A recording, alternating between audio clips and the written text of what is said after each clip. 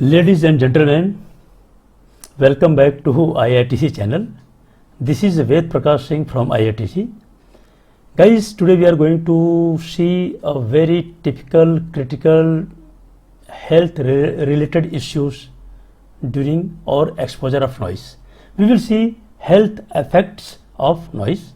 This is a very serious occupational health issues in the industry where there is noise level more than 85 dBA.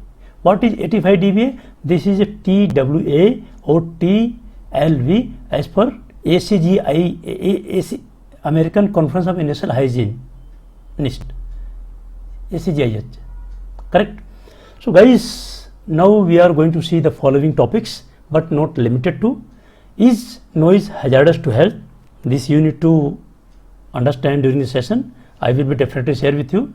We will see different types of health effects or health hazards of the higher level of noise and how to detect noise exposure limit. These are basic bare minimum points we are going to discuss in the session, but these are not only, there are many more points we are going to discuss. Guys, without taking much time, let us go on the session. And my humble request to you is please subscribe the channel if you have not done so far, and please do not forget to press the bell icon so that you can get continuous information.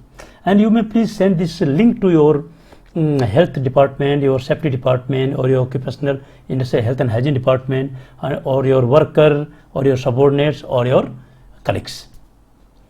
Guys, with this IITC allows you to use this program, this link, this session to train your operation team, maintenance team, safety team, construction team, engineering team, procurement team, and contractor. You can also use this link to make a toolbox training or LMRA, or you can also make a safety moment before any workshop, training, meetings, or etc. Why I am saying use this program as a toolbox training? Because people who are working in the high noise hazardous area, the worker must be knowing that what can go wrong with their health if they do not use their muff or plug. So what we are going to see, we have already discussed in our first slide. We are not going to take more time over here. Let us go straight away on the noise hazard and control. Guys, noise hazard at work, we know that where there is a air compressor, generator, or some mechanical aspect, there are high level of noise. So noise is one of the physical hazard which can result into NIHL, noise induced hearing loss, or hearing loss due to noise induction or induced. So noise control is needed if the answer of your question, any one of S is S, then we need to control the noise. So simply you need to ask this question. If the answer of this question is yes, that means you need to put the control over noise. Number one is the noise intrusive? Like a busy street, vacuum cleaner, or crowded restaurant for most of the working day.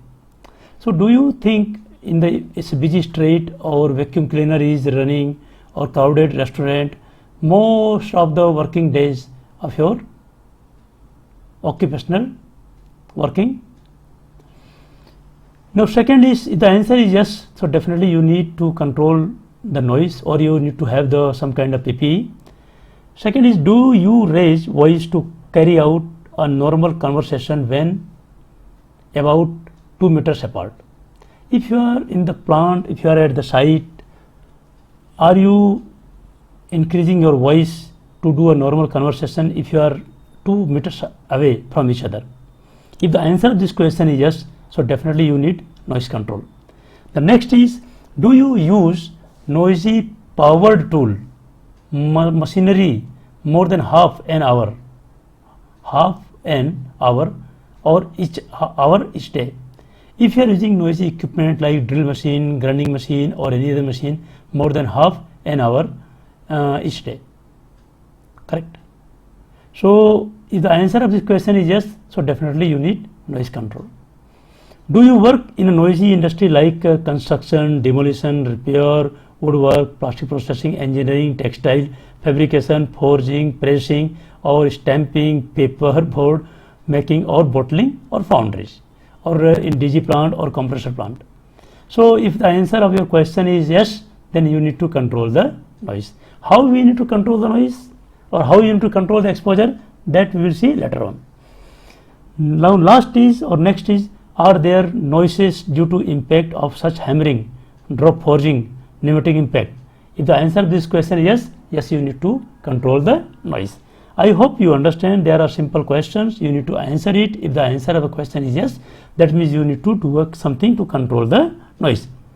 See, now we are going to see the very important hot topic, the effects of noise pollution, or you can say health hazard of noise pollution.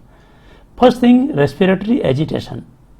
Guys, I have been in MIH, Master in Industrial Hygiene. I have been in medical college for 6 months for doing my human physiology subject. So I know there are problems. Respiratory agitation, how it happens, I do not know, but this is written. So you need to be clear. If your pulse rate or respiratory rates are increasing or decreasing or doing something, that means there is a noise problem. Racing pulse, your pulse is raising or it is increasing. High blood pressure, headache, in case of extremely loud or constant noise, gastric issues are there, colitis are there, and even heart attack can also happen. Can you believe it? So these are the serious health hazards of high noise, so that we have to be careful.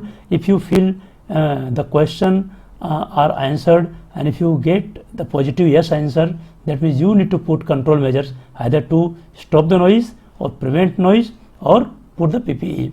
Psychological, it can also give the psychological effect. Noise can cause attacks of stresses, fatigues, depressions, anxieties, hysteria in both human and animal. So guys, can you believe it? Do you understand what can go wrong with high noise level? Probably we don't give the value, we don't give the importance, we just take it granted. But these are happening in your body, in the people's body, when they are getting exposure more than 85 dBA for 8 hours, 40 days in a week. Guys, these are another health hazards of the noise. Sleep and behavioral disorder. So noise above 45 dB stops you from falling asleep or sleeping properly. So if you are exposing more than 45 dBA or if you are nearby 45 dBA, that means probably your sleep is not deep sleep. Remember that according to the World Health Organization, it should be not more than 30 dB in your sleeping place. Loud noise can have a latent effect on our behavior, causing aggressive behavior and irritability. You never know your behavior causing aggressive behavior as well as irritability. So these are the typical health hazards of the high noise layer.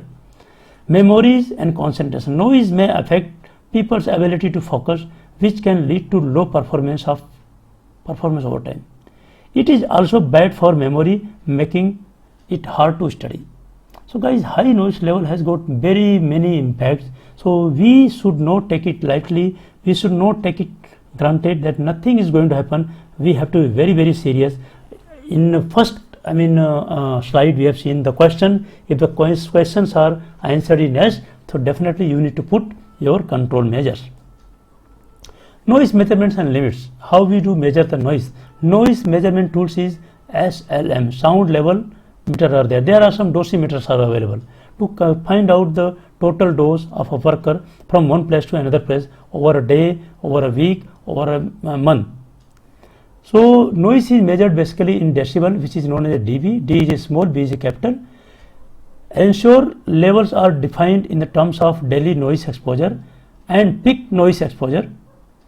The upper exposure limit is 85 dB for 8 hours and 137 dB for peak noise for some few hours. The limit must not exceed that 87 dBA for daily exposure and 140 dB for peak noise. So guys, this is not 87, it is 85. This is typo error. So now guys, we have seen what is the noise and when we need to take the control of the noise and what are the health effects of the noise and how we can do the noise level monitoring. So I hope this was good information for you. Guys, now question is, time is yours. You have to answer. I will not answer. Now you answer. Is noise hazardous to the health? Different types of noise hazard. What are the different types of noise hazard? How do you decide noise exposure limit? So guys, if you have any question, any doubt, so please put in the comment section. We will come back to you. And I have made another video for noise controls. Noise are controlled at path, at source, and at receptors. So I would encourage you to please search this video in IITC channel, noise prevention and control, or how noise can be controlled. And this is only 10 minutes video. You can get complete idea in 10 minutes about the noise. And guys, I hope you enjoyed the session. With this, thank you very much. Jai Hind, Jai Bharat. Thank you.